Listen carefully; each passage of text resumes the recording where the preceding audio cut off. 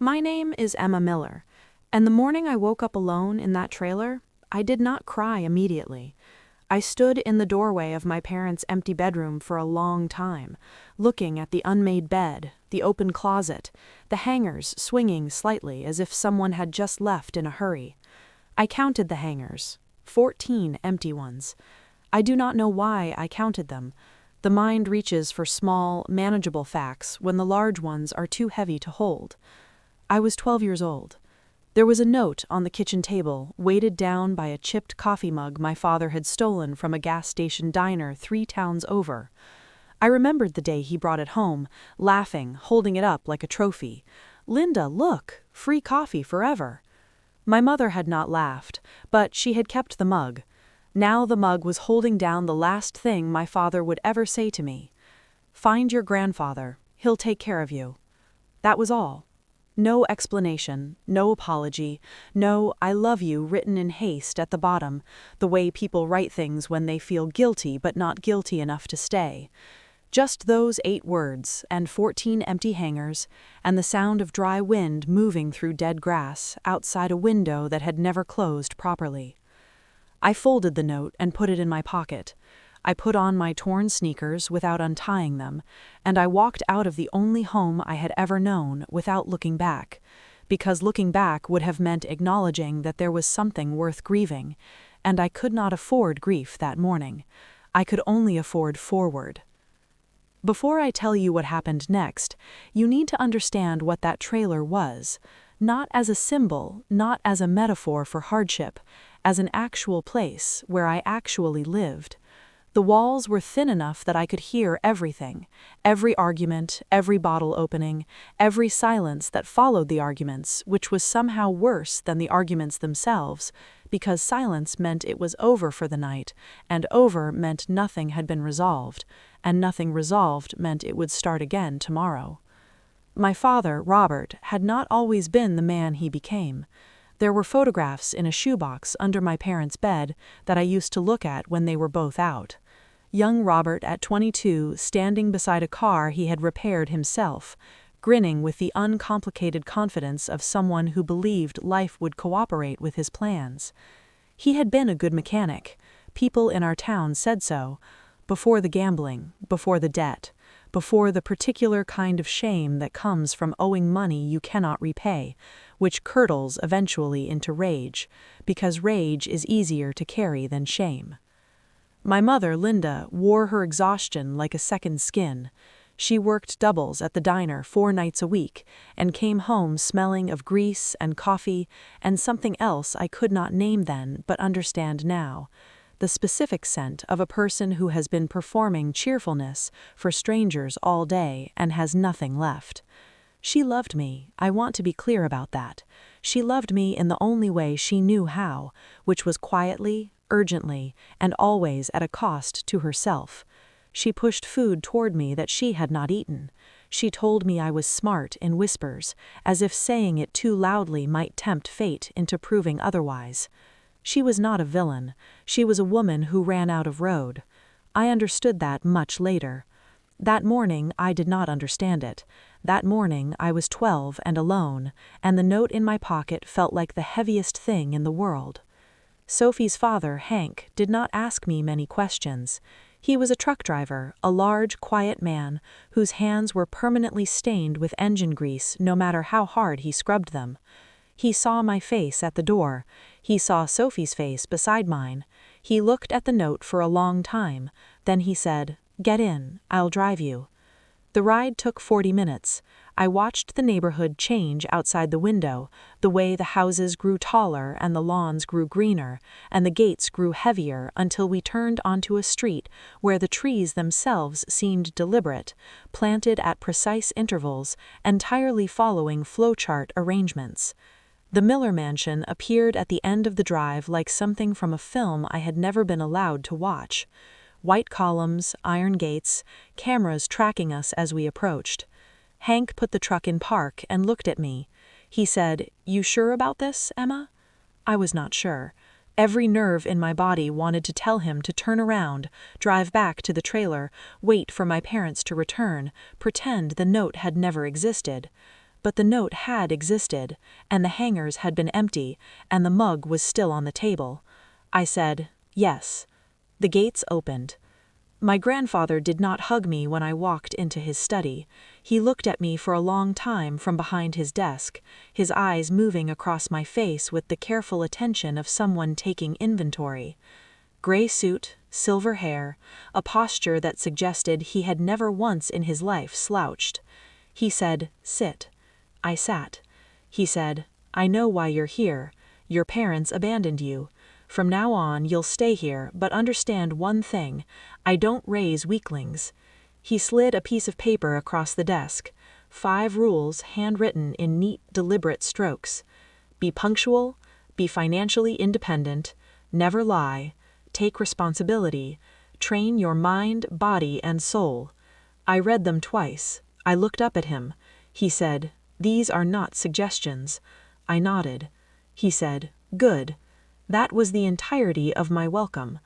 Later that night, lying in a bed with sheets that were softer than anything I had ever slept on, I stared at the ceiling and thought about my mother's ribs showing through her blouse, about my father's shaking hands, about 14 empty hangers, and I made myself a promise.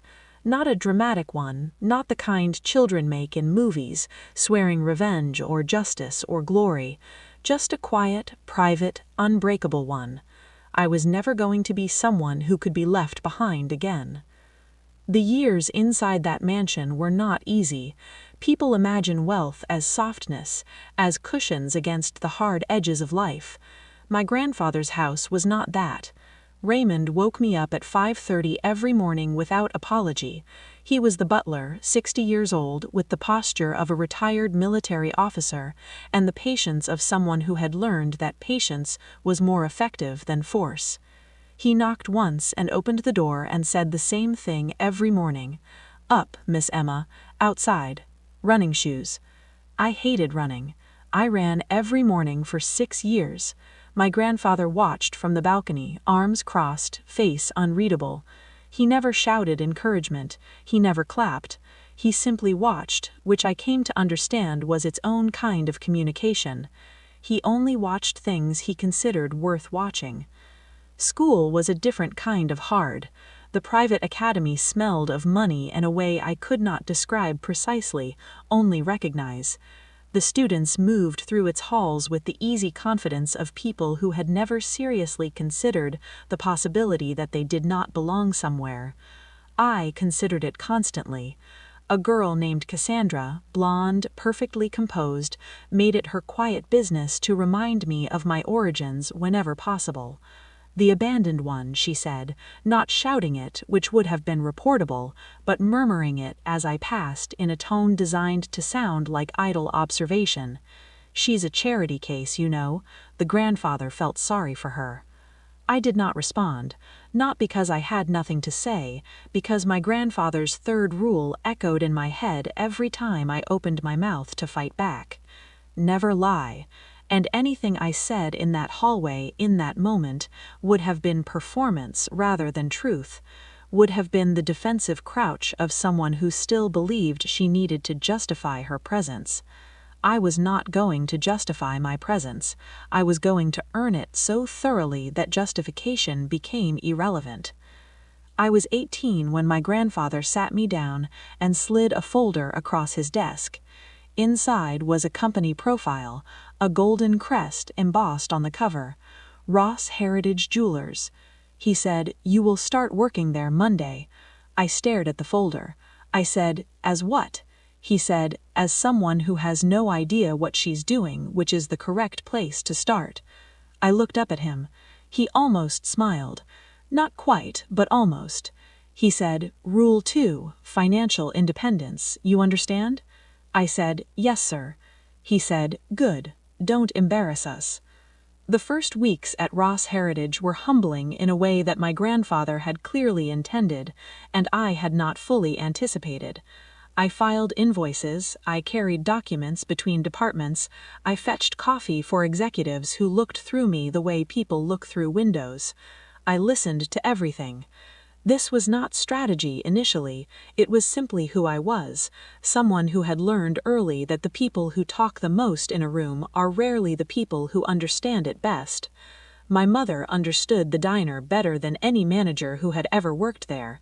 She just never had the opportunity to prove it. I was going to have the opportunity. 6 weeks in, I overheard 2 managers in the corridor outside the conference room, their voices low and urgent. "Vander is pulling out," one of them said.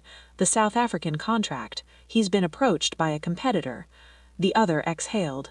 "If we lose that contract, the new collection collapses. We can't absorb it, not this quarter." Stood up. He said, "Get some sleep, Miss Emma." I said, "Raymond." He paused. I said, "Has he said anything, to you, about being scared?" Raymond was quiet for a long moment. He said once that the only thing that scared him was dying before he saw you take the first step without needing anyone to confirm it was the right direction. He said good night. I sat alone in the study for a long time after that. My grandfather called me to his bedroom 2 weeks before he died. He was sitting in the chair by the window, not the bed, because he refused to receive people from a bed. His hands shook slightly as he opened the desk drawer beside him, but his eyes were still precise, still cunning, still entirely themselves. He handed me a leather folder. Inside were documents I had not seen before: share transfers, property deeds, corporate restructuring papers, and beneath all of it, a Child Protective Services file. I looked at the date. I looked at the signatures. Robert and Linda Miller. Voluntarily relinquished guardianship. The words existed in black and white in a way that my 12-year-old self had suspected but never been forced to confirm. They had not just left. They had signed a document. They had made it official. They had made it permanent. I said, "They signed me away." My grandfather said, "Yes." I said, "And you?" He said, "I claimed you." He said it simply, without ceremony, as if it were the most ordinary thing. Don't ever forget that. I held the folder and did not speak for a moment. He said, "A legacy isn't just money, it isn't property, it's honor. You understand?" I said, "Yes." He said, "Guard it." Then he handed me an envelope, my name written across the front in his handwriting, which was still steady, still deliberate, because some habits are deeper than illness. He said, "When I'm gone, not before." I held it. He looked at me for a long time. He said, "You've already proven yourself, Emma." He had never said anything like that to me before, not once in 12 years. I did not know what to do with it. I sat very still and let it exist in the room between us. He said, "Now, protect what's ours." He died on a Thursday morning, just after sunrise. Raymond found him in the chair by the window, not the bed, because even in the end he had done things on his own terms. I sat with him for an hour before I let anyone else in. I did not talk. I did not pray, at least not in any formal sense. I simply sat with the man who had saved my life not once, but continuously, through 12 years of discipline and structure and demands I had not always understood, but had always, eventually, proven worth meeting. I sat with him, and I did not feel ready for what was coming. I felt instead the way I had felt standing outside Sophie's front door in the January cold at age 12, scared, uncertain, aware that forward was the only direction that made any sense. I had learned by now that this was what competence actually felt like from the inside. Not confidence, not certainty, just the decision to take the next step anyway. The will reading was held in a conference room on the 14th floor of my grandfather's attorney's building. The room had the particular quality of spaces where important things are decided. High ceilings, a long polished table, light that came from everywhere and nowhere, that flat professional light designed to eliminate shadows. My grandfather's attorney, Mr. Lawrence, was a man in his 60s with gold-rimmed glasses and the bearing of someone who had delivered difficult news so many times it no longer required courage. He arranged his papers with quiet precision. I sat at one end of the table. Raymond stood behind me. At the other end, spread across their chairs with the deliberate ease of people who had already decided they were the protagonists of this proceeding, sat my family, my Uncle Anthony, my Aunt Philippa, my parents. My mother looked at me when I entered. Something moved in her face that I did not have words for. I looked away.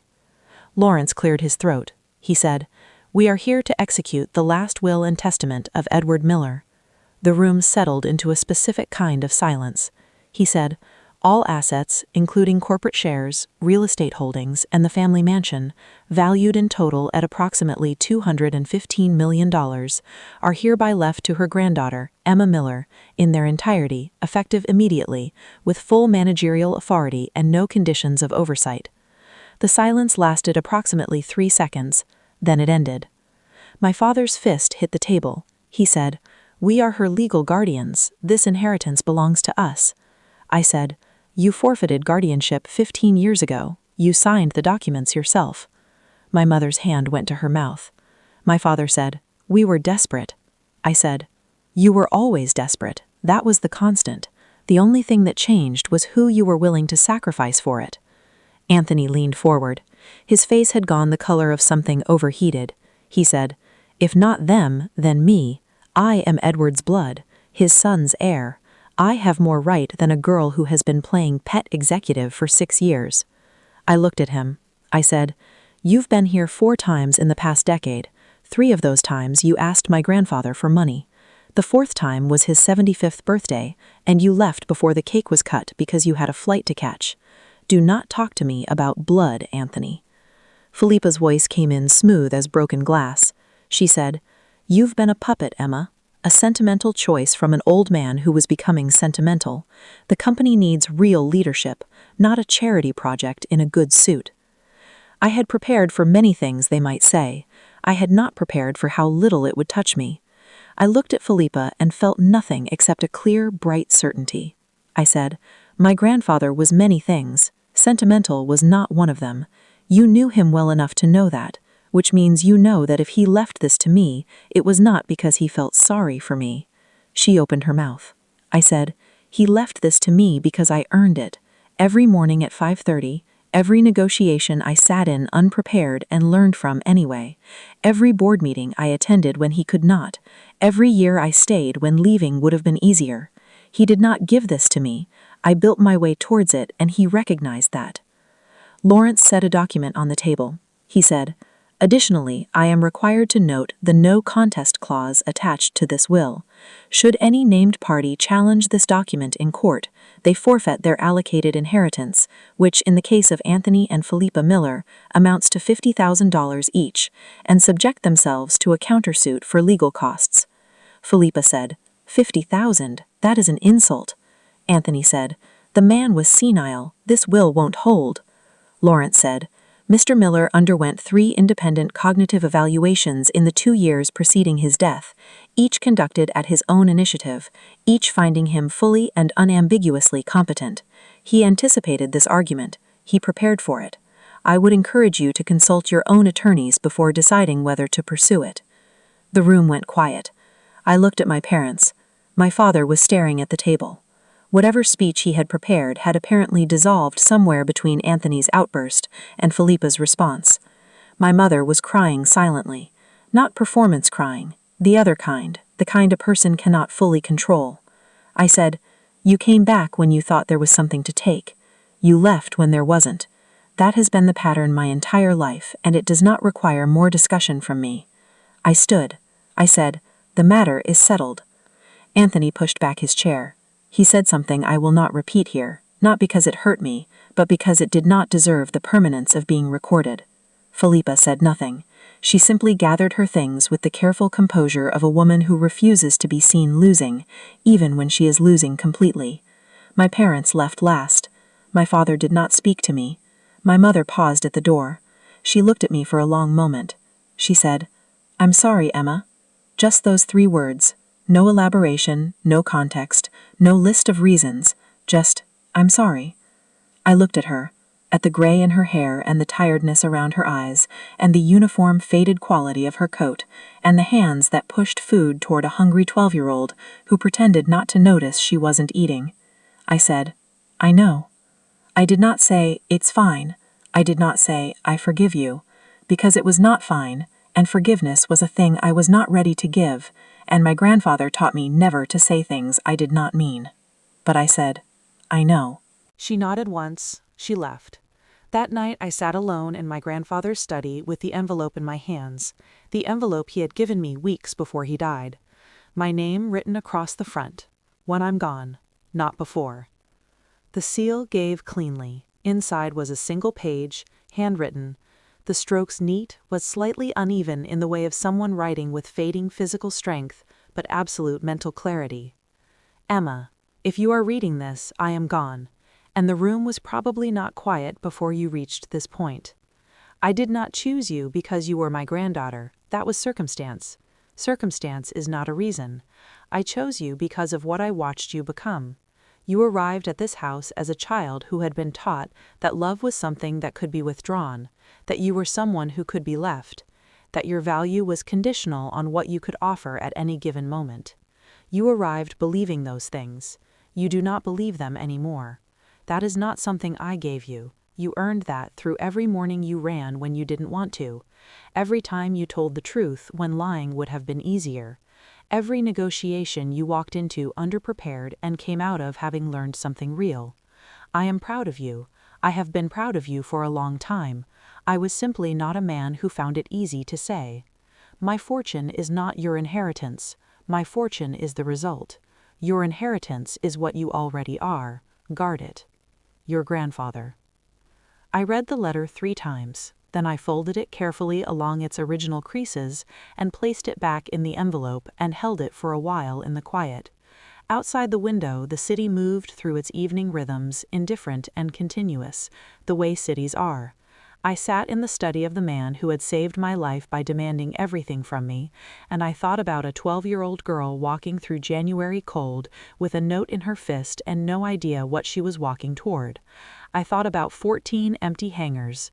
I thought about how long I had carried the weight of being someone who could be left, and how quietly it had put itself down somewhere in the years between then and now, so quietly I had not noticed until this moment that it was gone. The following morning I stood in front of the employees of Ross Heritage Jewelers, several hundred people arranged in the main atrium of the headquarters building, looking up at me with the particular expression of people who are waiting to learn whether they should be worried. I had not prepared a speech. I thought about preparing one and decided against it. I said, "Most of you knew my grandfather better than I did, at least in his professional life. You watched him build this company into what it is. You are as much the reason for what it is as he was, and he knew that, and I know it too." I said, "I am not going to stand here and tell you that nothing will change, because things will change. I am 27 years old and I have a great deal to learn, and I intend to learn it. I am not going to pretend otherwise." I said, "What I can tell you is that the values this company was built on are not going to change. Discipline, honesty, responsibility. The people who built this with my grandfather deserve to continue building something worth building. That is what I intend to protect." I said, "That's all I have. Thank you for being here." The applause was not thunderous, it was real, which was worth considerably more. 3 weeks after the will reading, I drove to a part of town I had not visited in 15 years. I did not plan it exactly. I simply found myself driving in that direction one evening without quite deciding to. The trailer park was smaller than I remembered, or perhaps I was simply larger. The rusted swing set was still there. The window that never closed properly had been replaced at some point with a different window that did not fit the frame correctly. I parked across the road and sat in the car for a while. I was not looking for resolution. I had stopped expecting tidy resolutions the year I learned that most of life's important things do not resolve so much as they simply become part of the architecture of who you are. I was looking, I think, for the girl who had stood in that doorway counting hangers. I wanted to see if I could still find her. I could. She was there in the way certain things are always there, not gone, not governing, but present, a layer beneath the current one. I whispered to no one in particular, "You were right to walk forward." The window in the trailer caught the last of the evening light and held it for a moment. Then I started the car and drove back to the mansion, to the company, to the name I had spent 15 years earning the right to carry. Months passed. My Uncle Anthony consulted 2 attorneys and decided not to pursue the contest.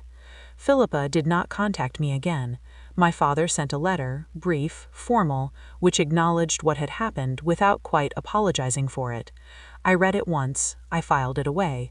I did not respond, but I did not throw it away either, because I was not interested in performing either forgiveness or unforgiveness. I was interested in moving forward with clarity, and clarity meant keeping accurate records. My mother called on a Sunday in March. She did not know it was the time my grandfather used to call me. She could not have known. She said, "I just wanted to hear your voice." I said, "I'm here."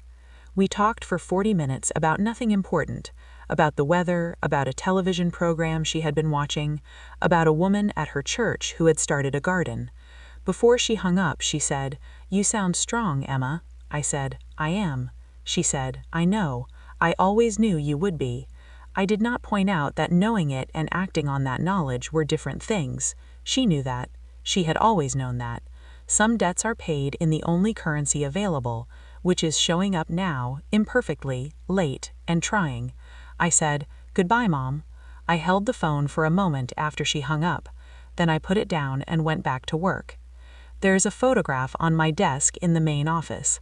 Not a professional portrait, not a posed family image. A photograph Raymond took without telling me one early morning when I was standing on the mansion balcony watching the city begin its day. In the photograph, I am 25, I think, and I am holding a coffee cup in both hands and looking at something off frame with an expression I cannot entirely read from the outside. My grandfather is standing beside me in the photograph. He is not looking at the city, he is looking at me, and his expression, which I could not have described to you at 25, I can describe to you now.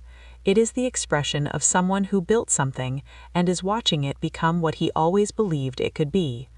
That is my inheritance. Not $215 million, not a company, not a name, a standard. A set of rules that turned out not to be rules, but a way of moving through the world, a way of being the kind of person who can be trusted with difficult things because she has proven repeatedly and without audience that she will not put them down when they get heavy. He did not give me that. He gave me the conditions in which to build it.